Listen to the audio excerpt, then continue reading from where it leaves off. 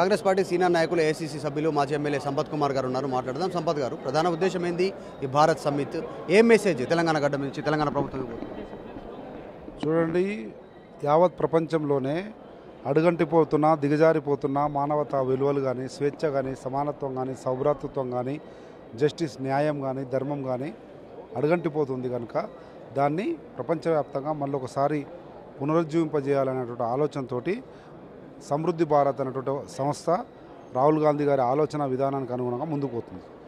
ఆ సంస్థ ద్వారా భారతదేశంలో అనేక మంది ప్రోగ్రెసివ్ థింకర్స్, అంటే అభ్యుదయ భావజాలం ఉన్నటువంటి వాళ్ళందరినీ కూడా ఒక వేదిక మీదకి తీసుకొచ్చి తెలంగాణ రాష్ట్రంలో కాంగ్రెస్ ప్రభుత్వం ఉంది. దాంతోపాటు తెలంగాణ కాంగ్రెస్ ప్రభుత్వం రేవంత్ రెడ్డి గారి నాయకత్వంలో కూడా అభ్యుదయ భావజాలంతో ముందుకు పోతా ఉంది. దానికి ఎగ్జాంపులే మొన్న జరిగినటువంటి బీసీ కులగణన కానీ, ఎస్సీ కేటగరైజేషన్ ఈ రకంగా పోతుంది కనుక హైదరాబాద్ కేంద్రంగా అది పెడదామని పెట్టడం జరిగింది. ఈ 2 days సెషన్లో, 2 రోజుల సెషన్లో అనేక అంశాల మీద 100 దేశాల నుంచి వచ్చినటువంటి 450 మంది ప్రతినిధులు పాల్గొని అనేక అంశాల మీద చర్చించి, ఆ చర్చల ఫలితంగా చర్చలన్నింటినీ క్రోడీకరించి వచ్చే ఒక రెజల్యూషన్ను తీసుకొని హైదరాబాద్ డిక్లరేషన్ పేరు మీద, హైదరాబాద్ డిక్లరేషన్ 2025 పేరు మీద డిక్లరేషన్ వస్తుంది. అది మాత్రమైనటువంటి స్వేచ్ఛ, సమానత్వం, సౌభ్రాతృత్వం, న్యాయం, ధర్మానికి సంబంధించినటువంటి, మత సామరస్యానికి సంబంధించిన, మహిళా సాధికారతకు సంబంధించినటువంటి ఒక రెజల్యూషను యావత్ ప్రపంచానికి దిశానిర్దేశం చేసే చారిత్రాత్మకమైనటువంటి రెజల్యూషన్ ఇక్కడ రేపు డిక్లరేషన్ రాబోతుంది. పహల్గామ్ ఉగ్రదాడి తర్వాత ఉద్రిక్త పరిస్థితులు నెలకొన్నాయి భారత్ పాకిస్తాన్ మధ్య. ఇట్లాంటి సిచ్యువేషను వివిధ దేశాల నుంచి వచ్చారు ఇక్కడికి ప్రతినిధులు, చాలామంది ప్రముఖ కంపెనీల నుంచి, వివిధ వ్యవస్థల నుంచి వచ్చినటువంటి పరిస్థితి.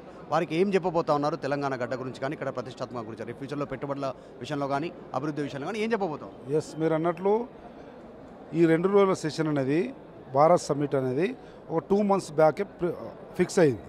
కానీ 2 days బ్యాక్ జరిగినటువంటి ఈ సంఘటన, ఆ సంఘటన దురదృష్టకరం.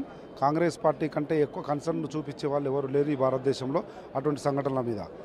ఆ సంఘటనను కూడా ఇక్కడ చర్చించడం జరుగుతుంది. ఆ సంఘటనకు సంబంధించి కూడా చర్చ జరుగుతుంది, రెజల్యూషన్ పాస్ అవుతుంది.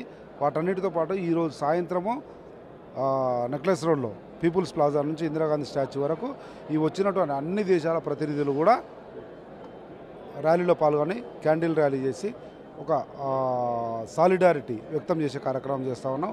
ఒక కాంగ్రెస్ పార్టీ, కాంగ్రెస్ ప్రభుత్వం రేవంత్ రెడ్డి గారి నాయకత్వంలోనే కాకుండా అన్ని దేశాలు కూడా మనకు అండగా ఉన్నాయన్నటువంటి ఒక సంకేతాన్ని ఇవ్వడానికి ప్రయత్నం చేస్తూ ఉన్నాం. సాయంత్రం 5 గంటలకు. చివరగా ఇంకొకటి, బ్యారేజీలకు సంబంధించి నిర్మాణం, గతంలో చెప్పిన నిర్మాణాల గురించి చర్చ జరుగుతుంది. 3 బ్యారేజీలు ప్రమాదకరంగా ఉన్నాయి, మేడిగడ్డ, సుందిల్లా, ఇతర ప్రాజెక్టులు. వాటిని ఇమీడియట్గా కొనసాగించడానికి వీల్లేదు, తొలగించాల్సిందే.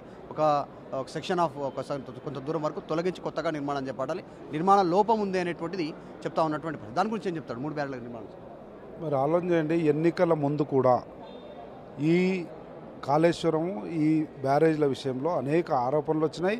వాటన్నిటిని నిగ్గు తేల్చినాం. మేము అనేక ఆరోపణలు మేము చేసినాము, కొన్ని వాస్తవాలు కూడా తీసినాము. అనుకనే కల్వకుంట్ల కుటుంబ పరిపాలనను అంతమొందించి రేవంత్ రెడ్డి నాయకత్వంలో కాంగ్రెస్ పార్టీని ఆమోదించింది తెలంగాణ రాష్ట్ర ప్రజలు. అందుకే ఈరోజు అధికారంలోకి వచ్చినాం. ఏది చెప్తే ప్రజలు నమ్మి మమ్మల్ని అధికారంలోకి వచ్చిర్రో ఆ వాటి మీద దృష్టి పెట్టి న్యాయాన్ని నిగ్గు తేల్చాల్సినటువంటి అవసరం ఉంది. కనుక వాటి మీద ఎంక్వైరీ చేసిర్రు, వాటి మీద అనేక రకాల సాంకేతికమైనటువంటి ఆలోచనలు చేసిర్రు. దాని పర్యవసానమే ఈరోజు తేటతెల్లమైంది.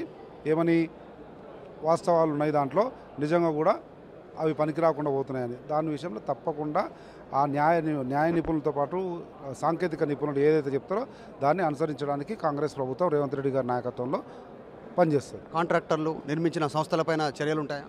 బరాబర్ రేవంత్ రెడ్డి గారు మీరు చూసినారు, daring, dashing, dynamic CM in the country.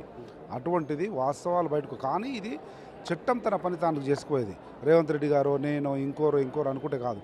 దానికి సంబంధించినటువంటి ఎంక్వైరీ జరగాలి. ఎంక్వైరీలో వాస్తవాలు బయటకు వచ్చిన తర్వాత తప్పకుండా రేవంత్ రెడ్డి గారి నాయకత్వంలో తప్పు చేసిన వాడు ఎవ్వరు కూడా తప్పించుకోలేరు, శిక్ష పడడం ఖాయం.